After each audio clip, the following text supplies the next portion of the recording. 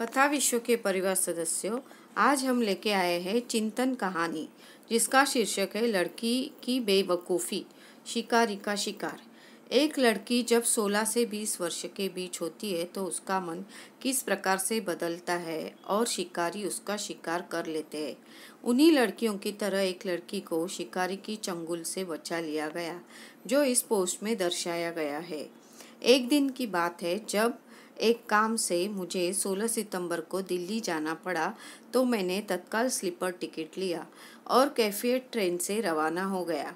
और मेरे बैठने के ठीक 3 घंटे बाद एक सलवार सूट पहने हुए गोरी सी लड़की एक बैग लिए हुए मेरी सीट पर एक किनारे बैठ गई और मैं हाथ में लिए हुए एक मैगजीन पढ़ रहा था और वह लड़की बार बार इधर उधर देख रही थी। वह बार बार मुझे भी देख जा रही थी। शायद वह सोच रही थी कि कहीं मैं उसे अपनी सीट से उतार न दूँ। मैंने मैगजीन रखते हुए पूछा, कहाँ जाना है? लड़की, दिल्ली। आप कहाँ तक जाएंगे? मैंने कहा, मुझे भी दिल्ली जाना है। और आपकी सीट कहाँ है? मेरे पास जनरल टिकट है। मैंने कहा, तो अभी टीसी आएगा तो टिकट बनवा लेना, शायद सीट भी कहीं दे दे। लड़की, जी ठीक है, मैं बनवा लूँगी, लेकिन तब तक आप हमें बैठने दीजिए। मैंने कहा, कोई बात नहीं, बैठी रहो। टीसी आया और स्लीपर को टिकट को बना दिया, किंतु सीट नहीं दिया। बोला, कोई सीट खाली नहीं है। मैंने कहा, आप क्या करती हो? लड़की ने कहा, कुछ नहीं।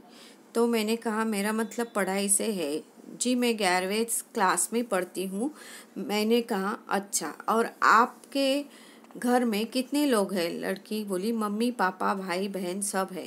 थोड़ी देर बाद वह मोबाइल निकाली और उसमें सिम कार्ड लगाई और किसी से बात की। इधर से कौन था और क्या बात किया ये मुझे पता नहीं, लेकिन यह लड़की अपना लोकेशन दे रही थी। मैंने कहा, पापा से बात कर रही थी स्टेशन से रिसीव करने के लिए। लड़की, जी नहीं, पापा तो गांव में हैं। मैंने फिर भैया रहे होंगे ऐसे कहा। लड़की ने कहा, नहीं, ओ मेरे ओ है। ओ थे मतलब? मुझे तो नहीं लगता कि अभी आपकी शादी हुई है। लड़की, जी अभी तो नहीं हुई, लेकिन 2-3 दिन में हो जाएगी। मैंने कहा, तो ओ अब समझा, इसका मतलब प्रेम विवाह करने वाली है। लड़की, जी, मुस्कुराने लगी। मैंने कहा, लड़का क्या करता है? लड़की बोली, दिल्ली में नौकरी करता है और बोल रहा है कि मुझे भी वहाँ नौकरी दिला देगा, फिर हम दोनों लोग मौज से रहेंगे। मैंने कहा, काफ़ी स्मार्ट लड़का होगा। जी, बहुत स्मार्ट है और बहुत अच्छे स्वभाव का है। मैंने कहा, मैंने भी प्रेम विवाह किया है। लड़की बोली, आप भी भागकर शादी किए थे? नहीं, मैं जिस लड़की को पसंद करता था वह लड़की भी मुझे भागकर शादी करने के लिए कह रही थी, लेकिन मैंने उससे कहा, नहीं, हम तुमसे प्रेम तो करते हैं, किंतु इसका मतलब ये नहीं कि जो माँ हमें अपने गर्भ में रखा और हमारा बाथरूम साफ किया, जिस पिता ने हमें उंगली पकड़कर चलना सिखाया, बाजार से सारे खिलौने दिए, उसका प्यार को ठुकरा दूँ। जो सम्मान बनाने में इतनी उम्र गवा दी, उनकी इज्जत को रोन दूँ। उनका सर हमेशा समाज में झुका दूँ। मैं तो शादी तो तुम्ही से करूँगा, लेकिन माँ बाप को मना कर। और फिर एक दिन माता पिता मान गए और हम दोनों ने शादी की। मैंने कहा, वैसे आप जिससे प्रेम करती हो उसके आपके घर वाले जानते हैं? लड़की ने कहा, जी नहीं, कोई नहीं जानता। मैंने फिर कहा, आप उसका घर देखिए और उसके घर वाले आपको जानते हैं? लड़की ने कहा, नहीं। फिर मैंने कहा, फ्रॉड, तुम्हारे साथ फ्रॉड होने वाला है। लड़की बोली, नहीं, वह ऐसा वैसा लड़का नहीं है, वह मुझे बहुत प्यार करता है। मैंने कहा, एक बात बताऊं, जो प्यार करता है तो सिर्फ करता है, ज़्यादा जताने की कोशिश नहीं करता और किसी अनुचित पर रोकता और डांटता भी है। और यह तुम्हारे धन, तुम्हारी सुंदरता से प्रेम करता है। लड़की ने कहा, नहीं, ये गलत बात है, वह ऐसा नहीं कर सकता। मैंने कहा, ठीक है, मर्जी तुम्हारी, मेरे पास एक उपाय है, परीक्षा लेना चाहोगी? लड़की बोली, क्या है? मैंने कहा, उसे फ़ोन करो और बोलो कि मेरे मम्मी पापा मान गए हैं मेरी शादी तुमसे करने के लिए, और वो भी आने के लिए कह रहे हैं, और वह दिल्ली में ही मेरे मामा मामी भी है, वो भी आ जाएंगे। और वो बोले, है आखिर एक दिन शादी करनी ही है तो अभी तुम्हारे पसंद का ही कर देते हैं, ताकि हम लोगों का मान सम्मान भी रह जाए और तुम लोगों की खुशी भी। इसलिए तुम अपने मम्मी पापा को भी बुला लो।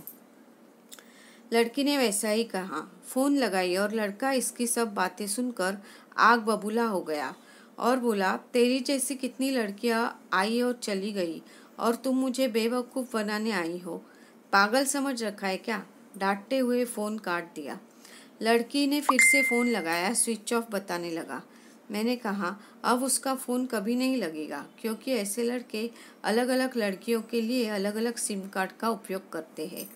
अब सोचो, घर से भागने का मतलब घर जा नहीं सकती, उनको अपनी परेशानी बता नहीं सकती और तुम्हारा उसके सिवा और कोई रहता नहीं। इसलिए वह तुम्हारे साथ अगर कोई भी बर्ताव करता है तो तुम क्या करती? या फिर एक दिन छोड़कर चला जाता, भाग जाता, तो ऐसे में क्या करती? जानती हो, ऐसे में लड़कियां आत्महत्या करती है, जो घर वालों को पता तक नहीं चल पाता। लड़की रोने लगी। मैंने कहा, हो रोना नहीं, अभी तुम्हारा कुछ नहीं बिगड़ा। अब एक काम करो, अपने घर फ़ोन लगाओ। लड़की फ़ोन लगाती है। हेलो, हाँ पापा। लड़की रोने लगती है। बिटिया क्या हो गया? हम सभी लोग बिना खाए पिए तुम्हें ही खोज रहे हैं। पापा बस थोड़ा सा बहक गई थी, अब ठीक हूँ, कल तक घर आ जाऊँगी। और मुझे धन्यवाद देते हुए अगले स्टेशन पर उतरकर उसने दूसरी ट्रेन ली घर जाने के लिए और वो घर के लिए रवाना हो गई। दोस्तों, इसलिए कहा जाता है औलाद को इतनी मोहब्बत दो कि हर बात वो छुपाए नहीं। कुछ लड़कियां घर से भाग जाती है जो कि गलत है, कोई ना कोई वजह से भागती है, लेकिन इसलिए कि उसकी बात सुने क्या चाहती है। ज़बरदस्ती उस पर अपना फैसला नहीं थोपना चाहिए। हर एक माँ बाप को समझना चाहिए।